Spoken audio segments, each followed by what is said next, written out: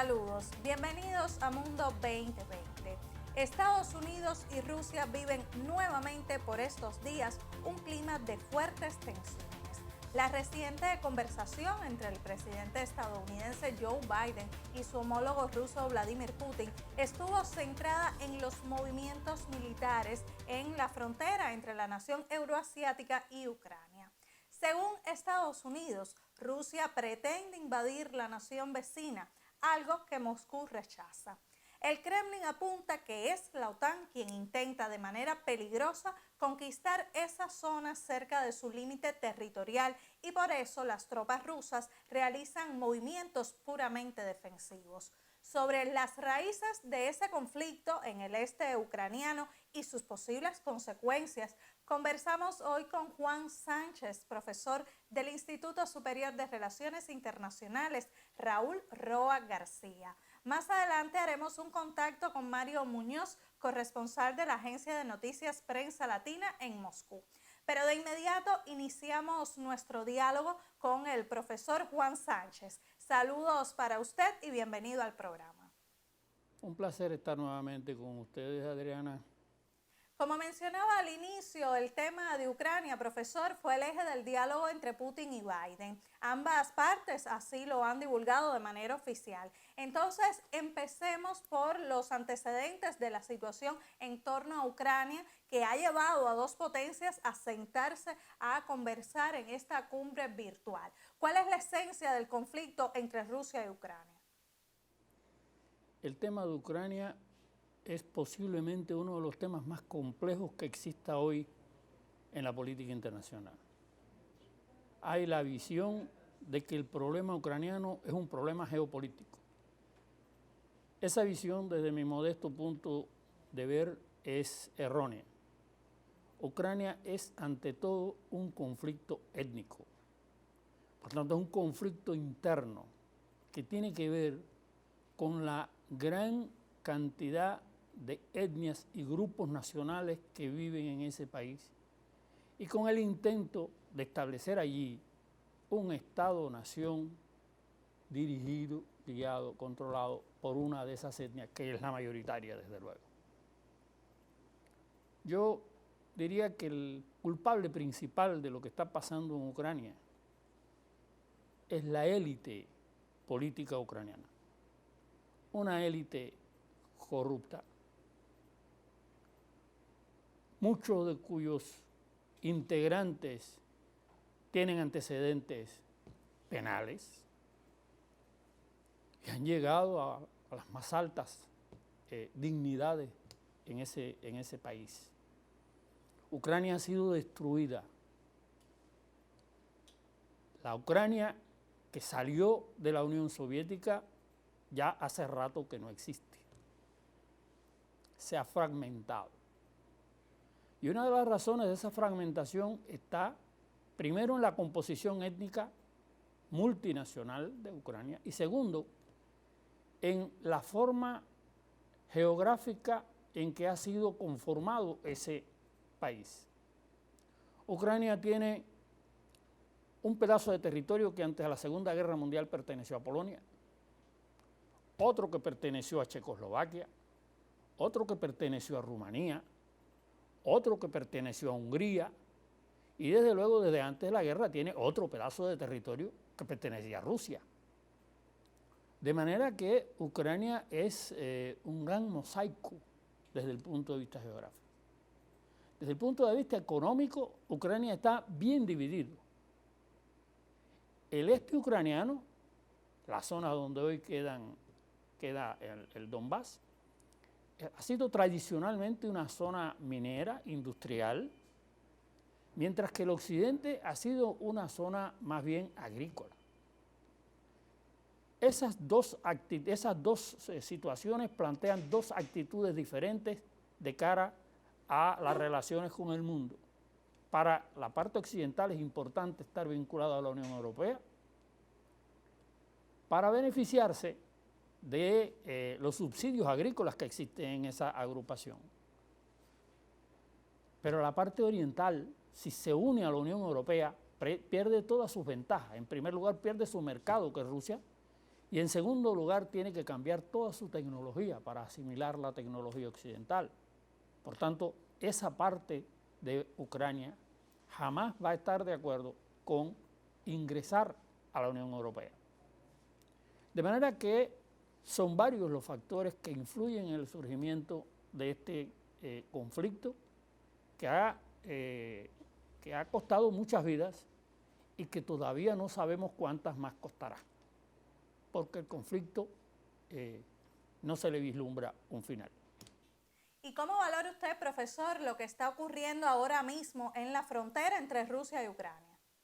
Como tradicionalmente se ha visto el conflicto de Ucrania, tanto por importantes centros políticos como por la prensa internacional y los analistas, como un conflicto geopolítico, ha existido el criterio de que ese conflicto ha encontrado una solución mediante los acuerdos de Minsk. Desgraciadamente eso no es así, porque los acuerdos de Minsk balancean los intereses de las potencias extranjeras, pero dejan intacto el conflicto dentro de Ucrania. No resuelve ninguno de los conflictos internos ucranianos. Por tanto, el conflicto se mantiene y en la misma medida en que avanza el tiempo, pues las partes, ambas, se van desesperando porque no le ven una solución definitiva a su situación. Y eso está conllevando en estos momentos a una alteración de las pasiones y de las tensiones dentro de Ucrania. Y desde luego en la misma medida en que esas tensiones se incrementan, pues los factores geopolíticos externos se ven involucrados en el fenómeno. Particularmente esto tiene que ver con Rusia, porque como bien ha dicho en varias ocasiones el presidente Putin, Ucrania es la frontera occidental de Rusia. Es decir, cualquier cosa que pase en ese país repercute de una u otra manera sobre la seguridad nacional de Rusia. Y Occidente eso lo sabe y no pierde la oportunidad de presionar con vista a ubicarse geoestratégicamente en una mejor posición con respecto a Rusia que ellos consideran su enemiga. Yo pienso que la situación de hoy se explica básicamente por esas dos razones. De una parte, que los conflictos internos no han sido resueltos, y de la otra, que Occidente aprovecha el incremento de la tensión para presionar a Rusia. Profesor, y en ese contexto de conflictos internos y externos, ¿qué papel han desempeñado los acuerdos de Minsk que fueron suscritos en septiembre de 2014 y en febrero de 2015 en aras de sentar las bases para una solución política a la situación tan compleja de Ucrania? ¿Qué utilidad cree usted que podrían tener esos convenios en las actuales circunstancias? Los acuerdos de Minsk jugaron indudablemente un papel positivo en tanto en cuanto ha permitido un lapso de tiempo para que los factores involucrados en el conflicto pues busquen soluciones o busquen alternativas. Por desgracia, eso no se ha logrado. Y en estos momentos yo considero que el peligro de que la situación se continúe intensificando es muy grande. Y profesor, volviendo ahora al diálogo entre Putin y Biden, vemos el mensaje que quiso dar Estados Unidos es que supuestamente tiene profundas preocupaciones sobre la escalada de las fuerzas de Rusia en torno a Ucrania y junto a sus aliados europeos dijo que respondería con fuertes medidas económicas y de otro tipo ante la eventualidad de una escalada militar. Pero Moscú asegura que la responsabilidad no debe ser transferida a Rusia, ya que es la OTAN la que está haciendo peligrosos intentos de conquistar el territorio ucraniano y acumula su potencial militar en las fronteras rusas. Realmente, ¿qué intereses están detrás de este diferendo? Estados Unidos y tras Estados Unidos, el resto de Occidente tiende a calificar a Rusia como su enemigo. Es obvio que Rusia es una civilización diferente a la occidental. los intentos de las potencias occidentales de extender las prácticas coloniales, porque en realidad son prácticas coloniales, también a esa civilización que es la rusa, o a la otra civilización que es la china, no pueden llevar lógicamente a un final positivo. Estos países se van a resistir, se están resistiendo, y ello está llevando a una carrera de armamento altamente peligrosa.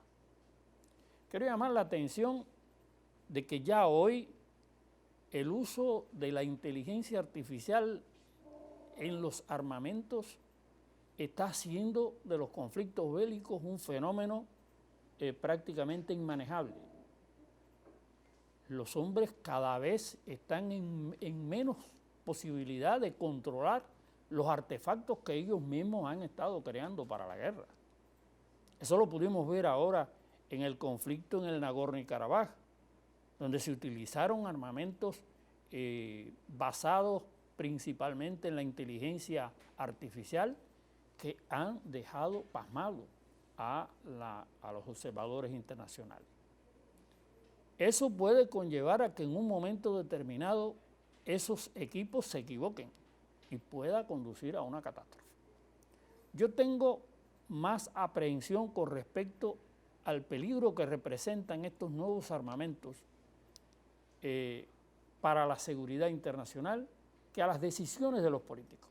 En cualquier caso, las decisiones de los políticos van a estar siempre basadas en determinados razonamientos lógicos y van a estar influidos, desde luego, que por consideraciones también de índole humanitaria.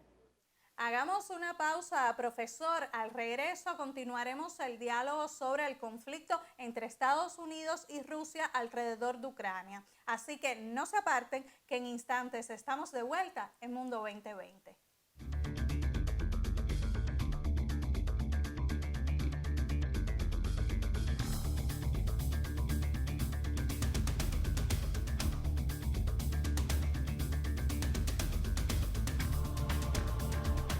Seguimos conectados en Mundo 2020. Hoy profundizamos en la más reciente disputa entre Estados Unidos y Rusia debido a los movimientos de las fuerzas de la OTAN en la frontera este de Ucrania. A raíz de la cumbre presidencial entre Putin y Biden efectuada el 7 de diciembre, los medios de prensa estadounidenses destacaron dos cuestiones principales. Por un lado, la amenaza de Washington a Moscú con fuertes sanciones económicas en caso de una hipotética invasión a Kiev, y por otro, la disposición de la Casa Blanca de apoyar al gobierno ucraniano para garantizar su integridad territorial si los rusos decidieran atacar. Para saber cómo percibieron ese encuentro entre Putin y Biden desde el lado ruso, hacemos contacto con el corresponsal de Prensa Latina en Moscú, Mario Muñoz. Un saludo, Mario. Un saludo, Adriana. Tengamos en cuenta que esta es la quinta conversación entre los presidentes de Rusia y Estados Unidos este año. O sea, desde que Joe Biden tomó posesión del cargo. Hubo 3 por teléfono, el encuentro del 16 de junio en Ginebra y esta videoconferencia que fue anunciada. Mario, ¿qué impacto tiene el diálogo entre los presidentes de las dos mayores potencias del mundo? ¿Crees que se lograron rebajar las tensiones? Al igual que ante la cumbre de Ginebra, en esta ocasión también las expectativas fueron muy bajas. Hay temas de diferencias conceptuales, políticas y de interpretación de la realidad que alejan la posibilidad real de una luna de miel entre las dos potencias. Es como la fábula del escorpión y la rana, que el escorpión al final termina pinchando a la rana y le dice que es un problema de naturaleza. Sin embargo, a pesar de las cortas posibilidades que dio para la cobertura periodística, recordemos que el encuentro fue a puertas cerradas y que solo al final fue emitido un comunicado por el Kremlin, las valoraciones de la prensa rusa se van por la importancia del diálogo como herramienta para la solución de los conflictos bilaterales. Así que consideran que la posibilidad de que los mandatarios pudieran conversar, intercambiaran puntos de vista sobre los más diversos temas cara a cara, ya fue un logro del encuentro. O sea, la importancia de continuar los contactos, de continuar el diálogo. Por otro lado, están las valoraciones de lo que han dicho ambos países sobre la reunión. Estados Unidos calificó el intercambio de útil, mientras Rusia lo describió como una conversación franca y profesional. Y según lecturas del lenguaje diplomático que ya han lanzado algunos analistas políticos, al parecer hay más entusiasmo con los resultados de la reunión por parte de Moscú que de Washington. En este último encuentro hubo temas de análisis muy escabrosos, como la denuncia rusa de la expansión hacia el este de las fuerzas de la OTAN y de la presencia en Ucrania de sistemas de armamento que Moscú considera peligrosos para la seguridad de su país. Rusia está pidiendo garantías jurídicas de que este movimiento de fuerzas hacia el oriente no continúe.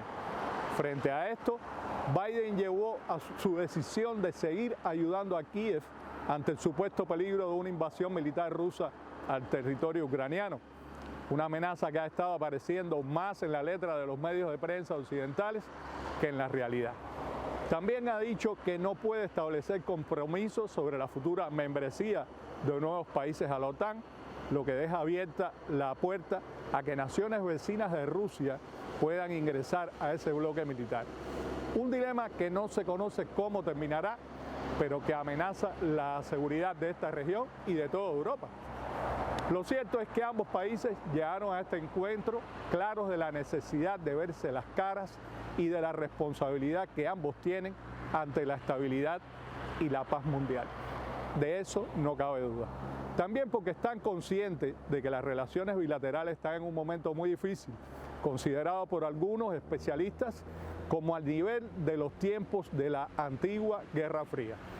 Recordemos que en marzo el presidente estadounidense consideró asesino a su homólogo ruso en una entrevista por televisión y amenazó con sanciones a Rusia en más de una ocasión. No obstante, en los últimos meses hubo momentos de respiro, como en febrero, por ejemplo, cuando ambos países aprobaron la extensión hasta 2026 del Tratado de Reducción de Armas Nucleares, más conocido como START 3. Otro fue la misma cumbre de la que hemos estado hablando, o sea, la del 16 de junio en Ginebra, que llegó también con muy bajas expectativas de resultados y de entendimiento, pero que fue vista como un primer paso en el largo camino hacia un acercamiento en temas claves como estabilidad estratégica, control de armas, ciberseguridad, enfrentamiento al terrorismo y al cambio climático, entre otros desafíos que marcan la agenda global. Pese a las altas y las bajas, creo que analistas y medios de comunicación coincidieron en que esta última conversación crea un precedente, anuncia un futuro de nuevos intercambios por esta vía, o sea, utilizando estos enlaces satelitales que les permiten conversaciones más privadas, alejadas de las fanfarrias, de las cumbres y que les permiten hablar sobre temas concretos de una manera rápida. Y el propio hecho de que puedan hacerlo, que se establezca como una posibilidad real de diálogo, creo que ya es un éxito. Un saludo desde Moscú. Muchísimas gracias, Mario, por estas consideraciones sobre el encuentro entre Putin y Biden, que ha acaparado las miradas internacionales por las implicaciones que mencionabas que puede tener un conflicto en Europa del Este, no solo para la región, sino para el mundo. Y es que la situación en el este ucraniano es tan preocupante que incluso algunos alertan sobre la posibilidad de que un desenfreno en las acciones pueda conducir a una confrontación a gran escala, incluso a la Tercera Guerra Mundial. El portavoz del Departamento de Defensa del país norteamericano, John Kirby, durante una rueda de prensa, dijo que estaban enviando más armamentos y municiones a Kiev como parte del paquete de asistencia en materia de seguridad, cuyo costo asciende a los 60 millones de dólares. Esa decisión está en sintonía con los intereses reflejados en la recién aprobada Ley de Autorización de Defensa Nacional. El nuevo presupuesto destina 4.000 millones de dólares a la llamada Iniciativa Europea de Disuasión, ideada para contener las supuestas amenazas de Rusia en Europa. Es evidente que hay una clara disputa entre Estados Unidos y Rusia, que no es nueva, pero Ucrania está en el medio. En este punto del análisis retomamos el diálogo con el profesor Juan Sánchez del Instituto de Relaciones Internacionales Raúl Roa García para conocer, profesor, ¿cómo valora usted la postura de Kiev en este contexto? La élite política ucraniana sigue sin ver su responsabilidad histórica. Sigue sin comprender el papel que le toca jugar. Porque Ucrania está precisamente en una posición geopolítica y geoestratégica que obliga a tomar en consideración muchos factores. Ucrania ha perdido mucho precisamente por no considerar eso, pero ellos no se han dado cuenta. Ucrania prácticamente controlaba el consumo energético de todo el continente. Es decir, controlaba el tránsito del petróleo ruso hacia Occidente y por tanto tenía la llave para presionar o para influenciar, mejor dicho, la política tanto de Rusia como de Occidente. Esa posición, por esta actitud inconsciente, Ucrania la ha desperdiciado. Y hoy está clamando porque no construyan o no terminen el gasoducto Nord Stream 2 para seguir teniendo alguna posibilidad de influencia sobre el desarrollo de los acontecimientos. Pero ya eso no depende de ella, depende de otros.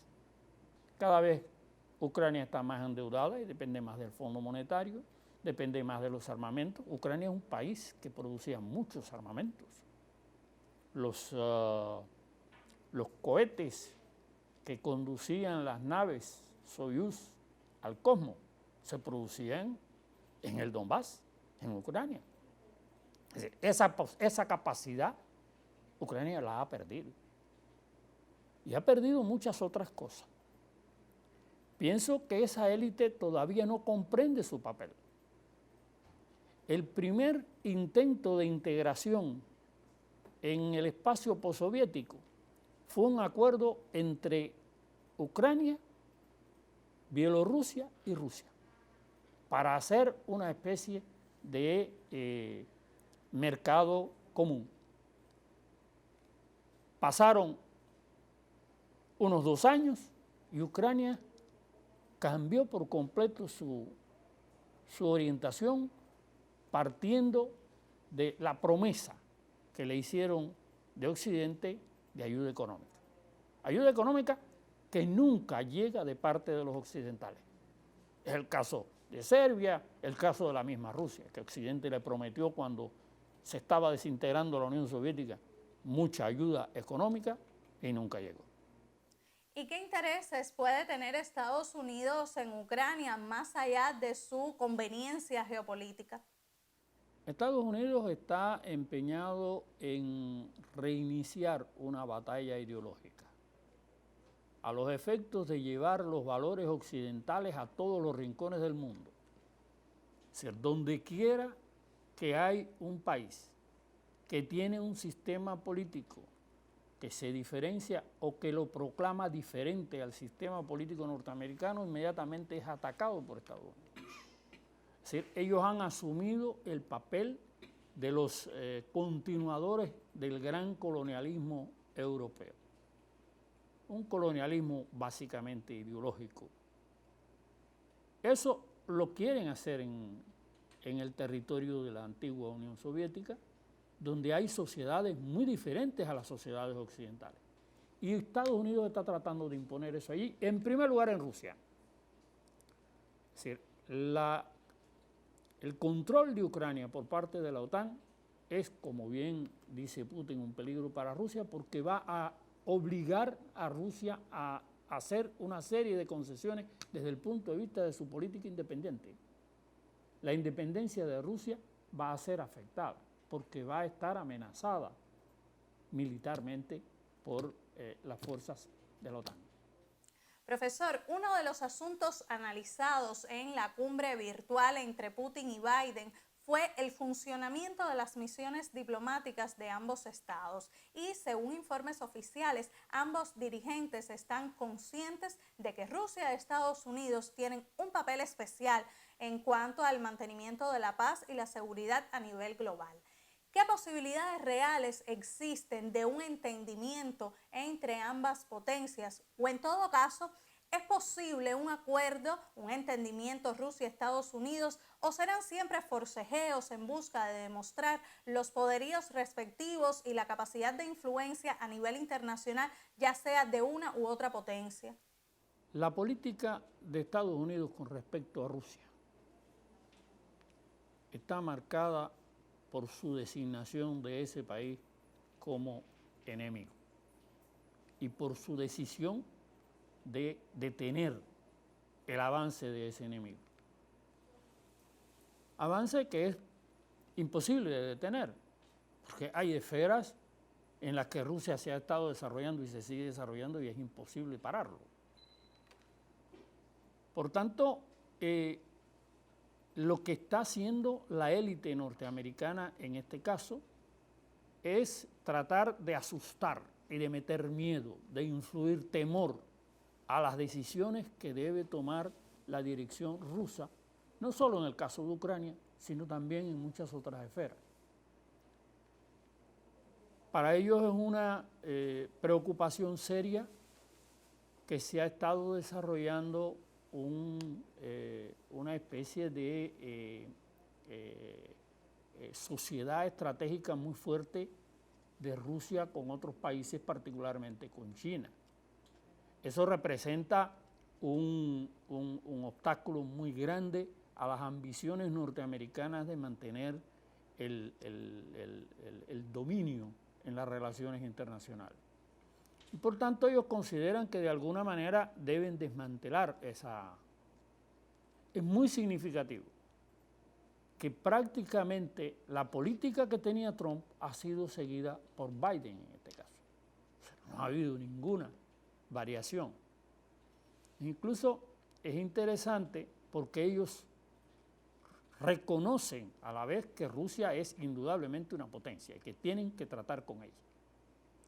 Biden dijo un gran disparate sobre Putin para presentarse ante la élite norteamericana como el hombre que le habla gordo a Putin. Sin embargo, pasado unos días, lo llamó por teléfono para pedirle la entrevista, la reunión que tuvieron ahora. Es decir, él se da cuenta que hay que conversar y se da cuenta que hay que tratar los asuntos antes de que lleguen a la línea roja como Putin ha designado. Pienso que esa posición de Estados Unidos es una de las que nos permite decir que no vamos a tener una mejoría en esas relaciones y que es muy difícil incluso que llegue a restablecerse el funcionamiento normal de las embajadas. Muchísimas gracias, profesor, por estas consideraciones. Está claro que hay muchos asuntos por resolver, también que existen grandes diferencias conceptuales a la hora de encarar los problemas y hay otros países en el medio, como Ucrania en este caso. Ha sido un placer. Para mí el tema de Ucrania es un tema muy próximo. Yo pasé por el territorio ucraniano 2 días después de la explosión de Chernóbil en tren, de manera que tengo vivencias muy cercanas y he seguido desde entonces muy de cerca lo que sucede en ese país. Pues reitero el agradecimiento por compartir sus conocimientos a partir de esa experiencia. Y nosotros nos despedimos. La próxima semana regresamos para mirar al mundo con 2020.